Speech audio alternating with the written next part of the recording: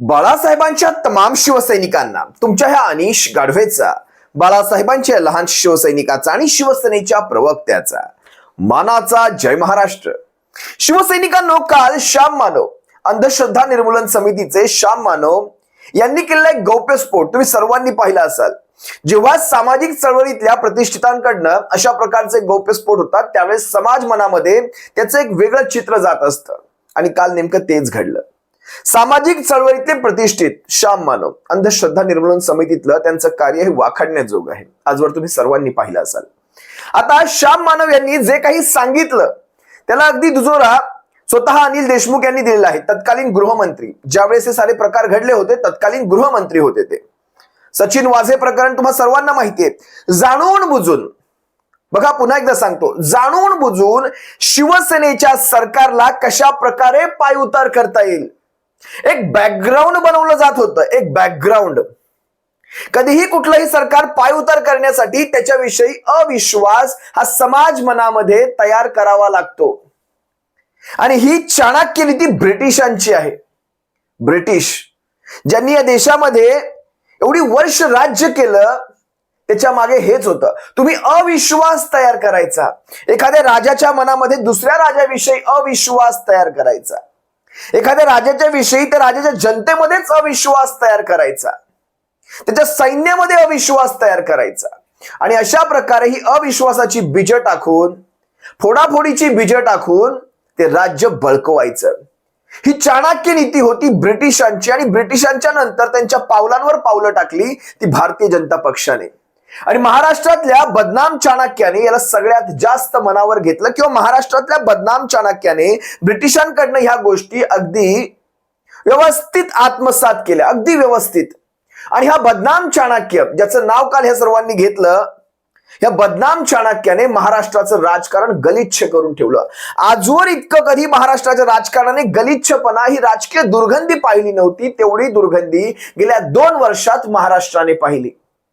हे पुरोगामी राज्य होतं महाराष्ट्र. राजकारणाच्या बाबतीत तर होतच होतं.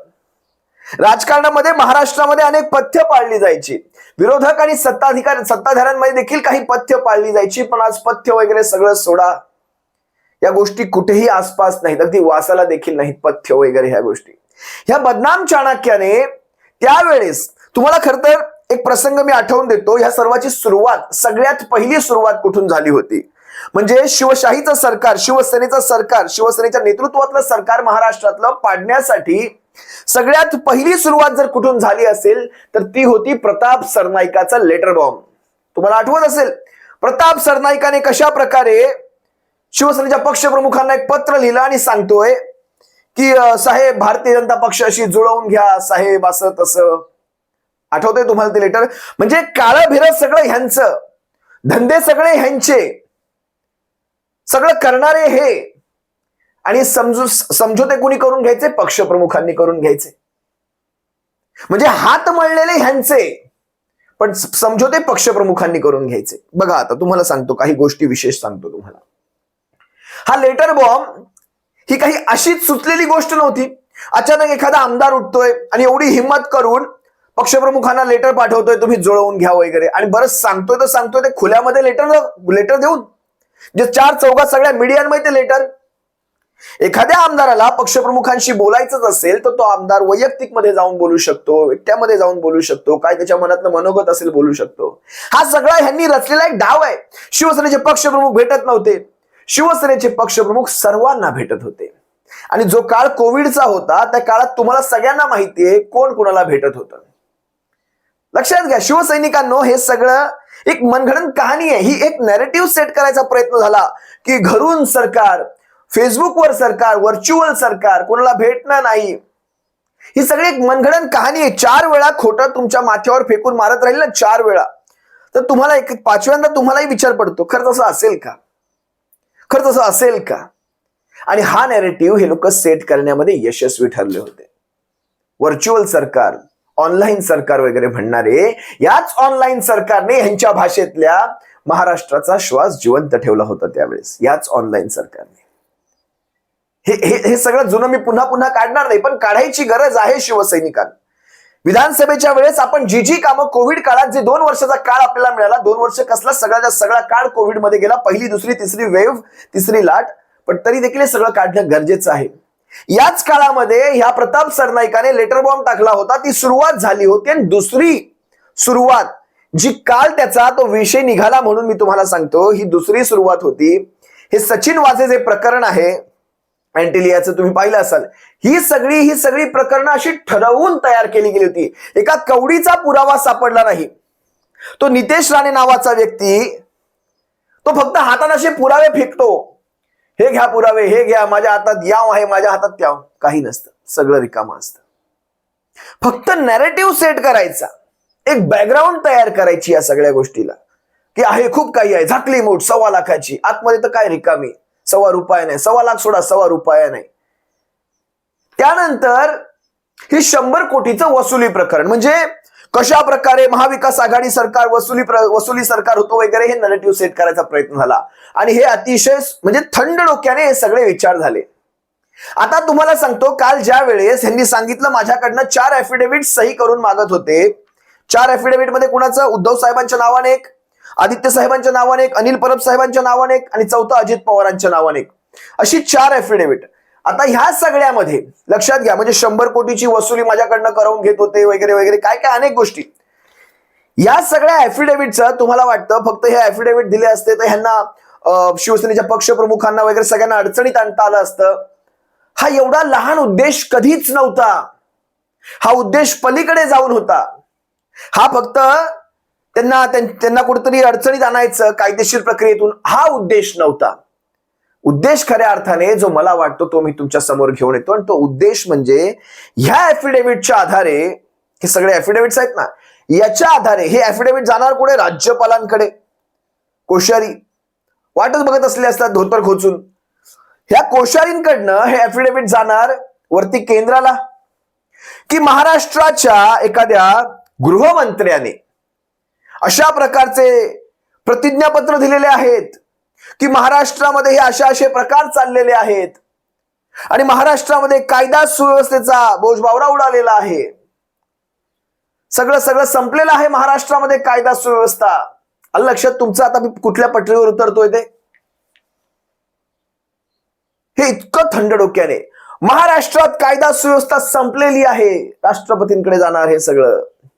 आणि त्यानंतर काय होणार, जे हे वारंवार करायचा प्रयत्न करत होते त्याला इथे बळ मिळालं असतं. राष्ट्रपती राजवट महाराष्ट्रात लावण्यासाठी महाराष्ट्राच्या गृहमंत्र्याचे हे प्रतिज्ञापत्र कुठेतरी वापरले जाऊ शकले असते. हा मोठा प्लॅन होता. या सगळ्या, आता अनिल देशमुखांनी त्या सगळ्यावर सह्या केल्या नाहीत म्हणून तो प्लॅन त्यांचा फसला किंवा तो प्लॅन तिथे थांबला. त्याच्यानंतर त्यांनी प्लॅन सी काढला. प्लॅन सी कुठला, हे आमदार पोडापोडी वगैरे सगळं. म्हणजे किती थंड डोक्याने ह्या सगळ्या गोष्टी केलेल्या आहेत. त्यामुळे शिवसैनिकांनो, हे चाणक्य, बदनाम चाणक्यांना आपण असंच म्हणत नाही. मी तुम्हाला अजून बऱ्याचशा गोष्टी सांगतो. ज्या वेळेस अनिल देशमुखांना अटक झाली, खर तर अनिल देशमुखांचं वय फार जास्त आहे बरं का, त्यांचे जरी तरुण दिसत असले, त्यांचं वय मला वाटतं 70+ असावं, माझ्या मते 70-72 असावं. त्यांच्या काही समस्या देखील आहेत, आरोग्याच्या समस्या देखील आहेत. ते जरी एक कारण असलं तरी देखील त्यांचा जामीन मंजूर होताना सगळ्यात महत्वाची गोष्ट पाहिली गेली म्हणजे उच्च न्यायालयाकडनं ज्यावेळेस जामीन मंजूर झाला, जवळपास 13 महिने त्यांनी जेलमध्ये काढले. त्या 13 महिन्यांपैकी सगळेच्या सगळे महिने ज्यावेळेस त्यांनी कस्टडीमध्ये ठेवलं होतं, न्यायालय असेल, पोलीस कोठडी असेल, याच्यामध्ये कुठलाही एक कवडीचा त्यांनी पुरावा जमवलेला नाही किंवा एक कवडीचा पुरावा त्यांना जमवता आला नाही असं म्हणता येईल. ईडीची कोठडी होती की सीबीआयची कोठडी होती, जे काही असेल ते, पण एकही पुरावा न सादर केल्यामुळे उच्च न्यायालयाने, हायकोर्टाने त्यांचा जामीन मंजूर केला की तुम्ही एकही पुरावा सादर करू शकले नाहीत. त्यांच्यावर 100 कोटीचा आरोप, चला 100 कोटी सोडा, 100 रुपये सिद्ध करू शकले असते, 100 रुपये देखील सिद्ध करू शकले नाहीत. म्हणजे उचलायचं, एखाद्याला जेलमध्ये टाकायचं, 13-14 महिने लावायचे आणि नंतर मग जाऊ दे, आमच्याकडे पुरावे नाहीत, त्यांना बाहेर सोडतो, हे असं सांगायचं. पण तोपर्यंत ते 7, 8, 9, 10, 11 महिने जे काही असेल, जनतेच्या मनात त्या नेत्याची किंमत उतरवून टाकायची. जनता हा नाही विचार करणार मग की सिद्ध झालंय नाही झालंय, पण जेलमध्ये गेलाय, काहीतरी असेल, कारण आपला विश्वास असतो पोलीस प्रशासनावर किंवा आपला विश्वास असतो सगळ्या हे यंत्रणांवर. मग मला सांगा, ज्यावेळेस त्यांची निर्दोष म्हणून सुटका होते त्यावेळेस काय? मग आता त्यांच्यावर 100 कोटीचा आरोप लागला, 4.17 कोटी पर्यंत हा आरोप खाली उतरला. म्हणजे 4.17 कोटी पर्यंत काहीतरी पुरावे जमवायचा प्रयत्न झाला. 4.17 वरून पण हा आरोप खाली उतरला, 1,15,00,000 उतरला. म्हणजे 100 कोटी कुठे, 1,15,00,000 कुठे? आता गृहमंत्री पदावरचा माणूस 1,15,00,000 घोटाळा करेल का? एक साधा प्रश्न आहे माझा. बरं, ह्या सगळ्या गोष्टी पुराव्यांमध्ये आहेत. हे काही मी माझ्या मनात आलेले शब्द बोलत नाही. 1,15,16,00,000 पर्यंत आलं. बरं, ती देखील अमाऊंट जे सांगतायत ते त्यांच्या ट्रस्ट मधल्या अमाऊंट आहे. ट्रस्ट सामाजिक संस्था असतात काहींच्या.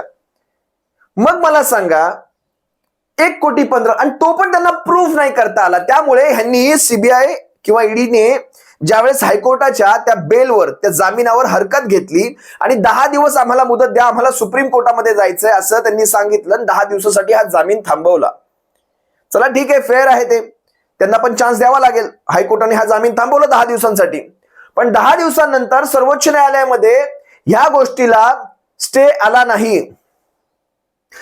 सर्वोच्च न्यायालय म्हणतंय, सर्वोच्च न्यायालय त्याच्या वर जाऊन पुढे त्यांची जी याचिका होती ईडीची ती डिसमिस करून टाकली की तुम्ही पुरावे सादर करू शकत नाही आहात. सोडलं शेवटी.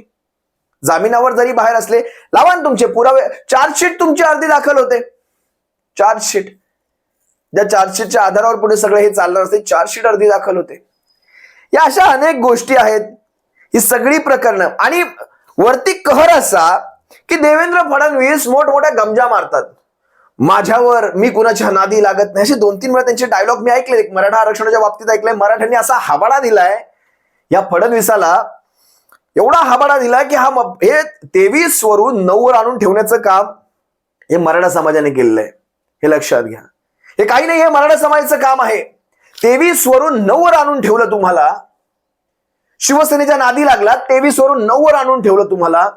शिवसेनेचा हाबाडा फार मोठा असतो, यांना अजून करणार नाही. यांचे वल्गना केवढ्या मोठ्या मोठ्या की माझ्या नादी, मी कोणाच्या नादी लागत नाही, पण माझ्या नादी कोण लागलं तर मी सोडत नाही.